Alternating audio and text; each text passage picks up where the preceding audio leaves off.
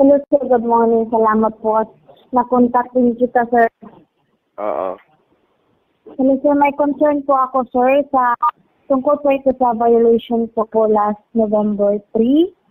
Ang Surigao City po itong area sir. Under po kami ng MSCQ. Tapos sir, sinikitan po ako sa LTO po kasi pumunta po ako ng SSS. Sinikitan po ako ng non-wearing of helmet.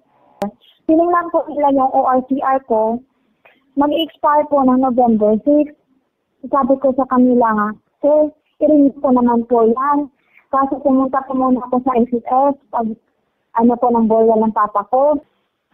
Kailan ang expiration ng iyong rehistro? November 6 po. Itong taon na to, 2020. Oh, yes sir. Anong inilagay na violations mo? Failure to wear standard helmet po ang nilagay sa resibo po. Ano pa? Wala na po kasi sinabi ko naman sa kanila yung sa ORCR ko nga, i-renew ko naman yan sir. May sa November 6 pa naman mag-expire. Ayun lang na week na yan i-renew ko sir. Pumayag na po sila. Tapos pumunta po ako ng LTO para tubusin ko yung lisensya ko at babayaran ko yung violation ko sir. Sinabi po nila sir nga, i-renew mo muna yung motor mo kasi expire na. So ni-renew ko po kahapon sir. Okay. Yung motor. Tapos sir, pag pumunta po ko sa inspector mo, sabi niya nga, ito yung violation. Bakit po ina-add po yung non-registration ng motor ko? Sir, nag-renew naman po ako. So kasi nahuli ka kasi ng expire yung register ng motor mo. Kasi sir, hindi mo naman nakalagay sa resibo sir.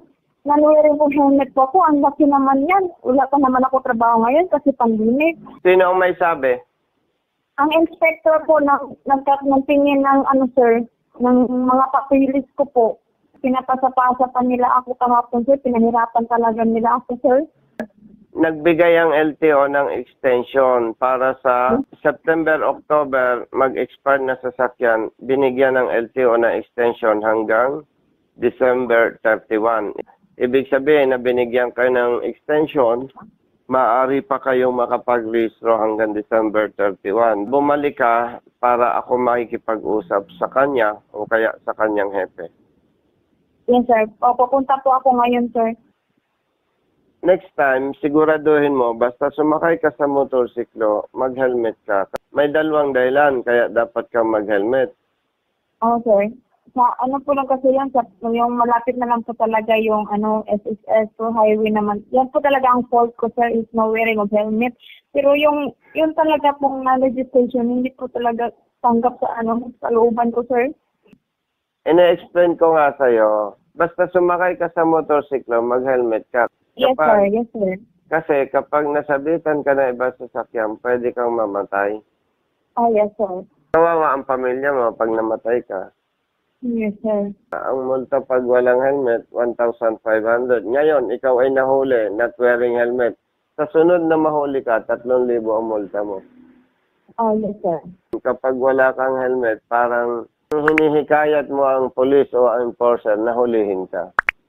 Oh yes sir. Ganito na lang, balikan mo yung LTO at ipapaliwanag ko doon sa kanilang inspector na mali siya. Tawag Sige. po ako sa iyo sir pag nandun na po ako sa LTO sir. O sige, tawag ka na lang. Ano? Ah yes sir. Dito na number sir. Okay, sige. Okay sir. Salamat sir. Bye-bye. Okay, bye-bye. A few minutes later. Hello? Hello po sir. Good morning. Good morning. Nandito na po, Sandali, nandito na po ako sa LTO. Diyan ka lang muna ha. Ako lang ay kumakain ha. Babalikan kita. Yes. Okay? Yes sir. Yes. Okay. Okay sir. Okay sir. Babalikan kita. Diyan ka lang. Okay sir. Okay sir. Salamat sir. Okay, bye-bye. A few minutes later. Nandyan ka na? Yes sir. Yes sir. Oo, ganito. May loudspeaker ka ba? Yes sir. Meron po. Dapitan mo yung gawani ng LTO, kakausapin ko. Magalang mong itanong kung pwede kong kausapin. Okay sir. Okay sir. Good morning po sir. Kakasapin kami Sir Busita po.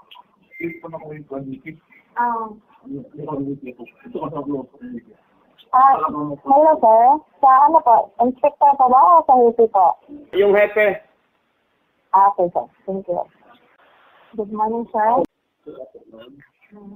May ano po kasi ako reklamo sir doon. Kakausapin pa niya ako sa bisita po. Sige ng bisita? Yes sir. Ako muna. Bigyan mo muna ako ng background para alayin. Okay sir. Nadakpan ko sir. Not wearing helmet. Sige lang, i-record mo lang. Okay sir. Tagalog mo para makaintindi ni Sir. Na ano po ako, nadakit po ako, not wearing helmet sir. Yes. And then, expiration po ng ano ko, OR is November 6. Okay. Yun lang November 6 expiration. Sa OR po, meron po sir. Okay. Itong copy ko sir.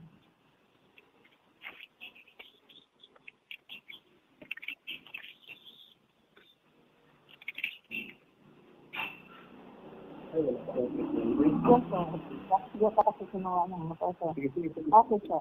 And then sir, kung sabi ko ng nagdakit sa akin na Ano kailan ka nahuli?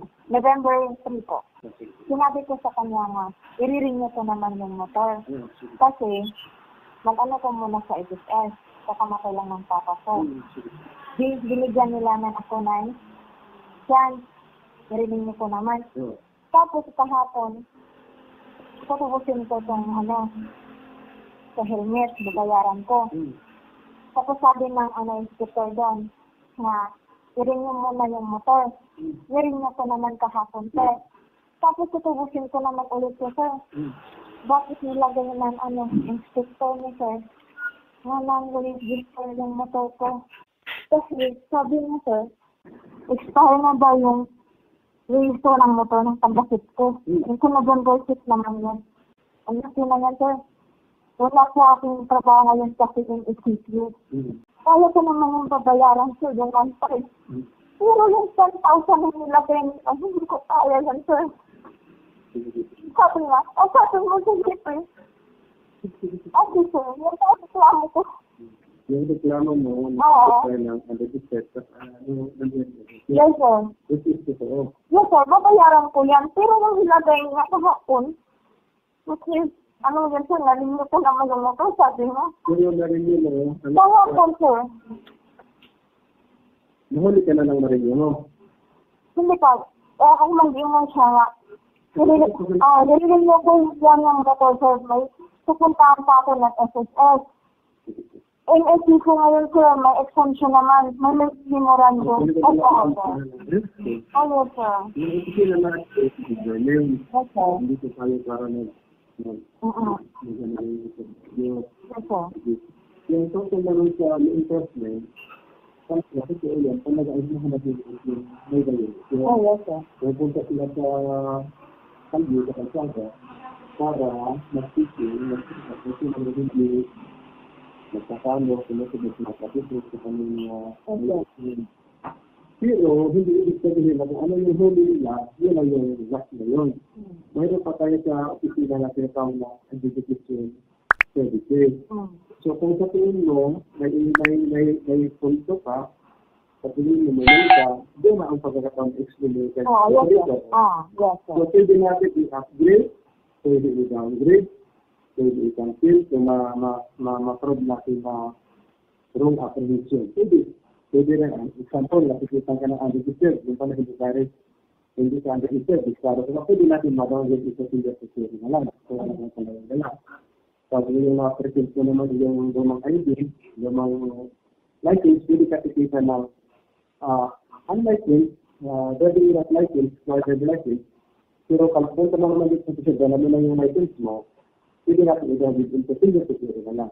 So, huwag tayong mabahala, huwag tayong masyado mag-alala, kasi yung side na naman dito sa pisina, pakitingin naman. So, kung ma-probe natin na ito, kung yung sinasabi mo, i-reduce natin, or ano lang yung tamang babayaran mo, yun lang. Pwede natin i-consider ba, kung sabihin natin, ma-probe natin na hindi naman tama. Okay. So, ito yung total pinapagawa ka naman. So, tingnan natin yung mga dokumento na, ang totoo yun. Kung totoo yung problem. Okay. So, itong isa, Ano talaga ma'am, ano ka pa? Wala ka pang kailang ka bago? No, 1 year ka na. Dapat yung plate number ko, kinuha mo na eh. Hindi pa, wala pa sir. Hindi pa, Manila ka? hindi pa available sa premium sir. Wala bang authority to use improvised plate? Kasi May plate number po nila din na temporary. saan yun? Kasi yung business natin, walang expiration lang sa walang expiration tamang hanggang 1 to 0 lang building ng plate natin, walang bibigla. So, 0. So, October yung mo. So, dapat mag-expire ka ng October, hindi siya. 0 yung naka-assign na temporary. Kasi mayroon tayong memorandum na kung saan nakalagay ito. Lahat ng from August to October, bibigyan ng automatic extension of benefit. So, tama na yung extension. So, yung isa natin enforcer, yung isang ka ng anti-distress at saka helmet. So, ano natin? So, ano lang. Pero na-retro na, okay Yes na? sir, yes sir. I-restro na po. Yes sir. Okay, no problem. Ito na lang babayaran mo yung Confirm. Okay. No problem. Sibukan mo muna po sa atin. Diba para yung Yes. saka ka na lang pumunta ng Supreme Court kung hindi ka pa talaga. Okay? Okay. No problem. Okay sir. Hello? Okay sir, okay na po sir. Anong nangyari? Tatanggalin na po nila yung sa non-registered po ng motor ko. Ang babayaran ko is Punta ka na sa sa helmet po. Usapin ko si Epe. Okay, kasama. Sir, good morning, Idol. Good morning, Idol. Na palagi kita nakikita sa Facebook. Epe, good morning po. Una sa lahat, sir, maraming salamat sa oras, sa iyong attention dito sa idinudulog na itong ating kababayan.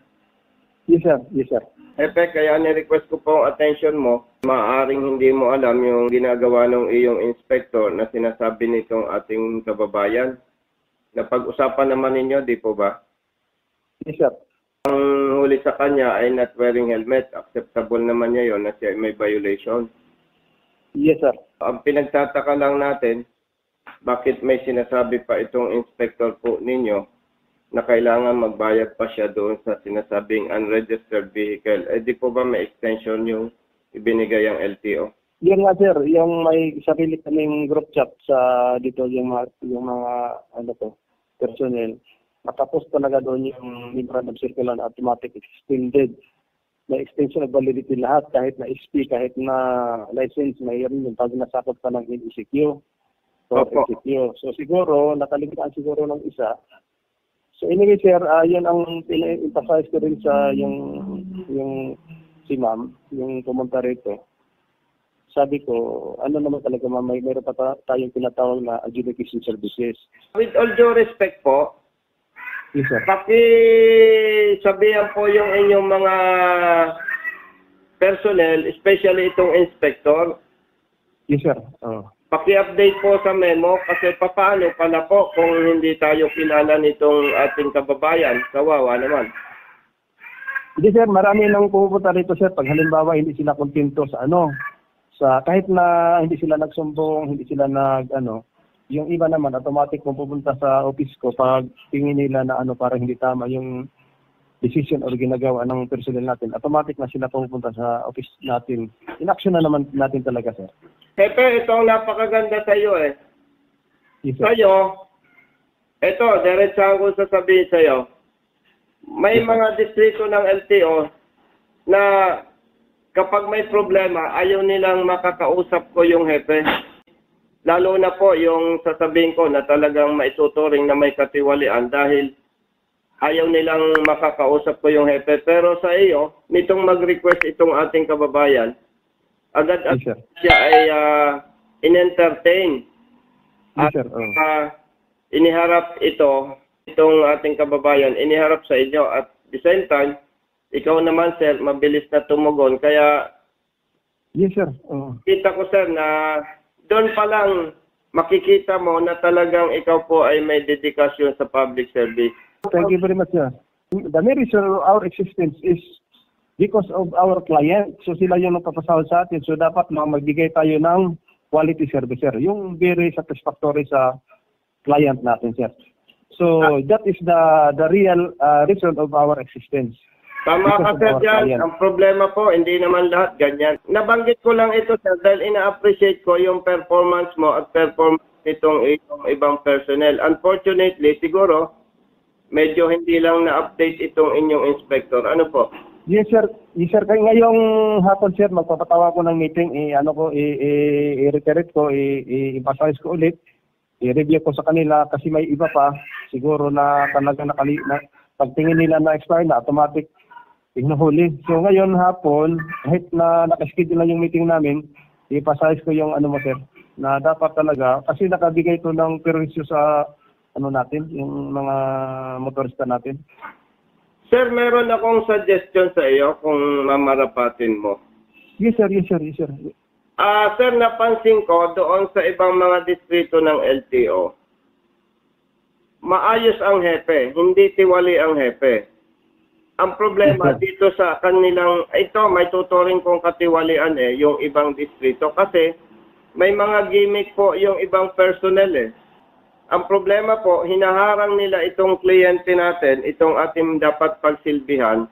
Siguro, sir, makakabuti kung meron ka po na cellphone number na ikaw mismo ang may hawak, nakalagay sa labas na kung may problema, i-text or isumbong sa iyo para sa ganung pamamaraan po, meron direktang ugnayan sa iyo ang iyo pong kliyente. Yes, sir. Thank you very much, sir. Magandang idea, sir. Talagang mayroon kami niyan, sir, sa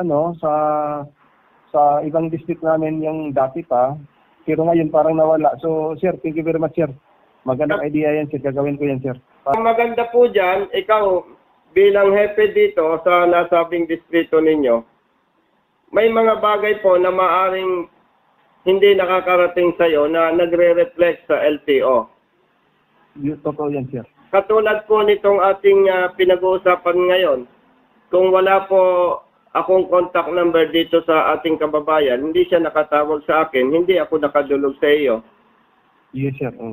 Kaya yun po, nakita ko naman po doon sa ating pag-uusap, doon sa ginawa mong pagtugon na mabilis mo akong kinausap.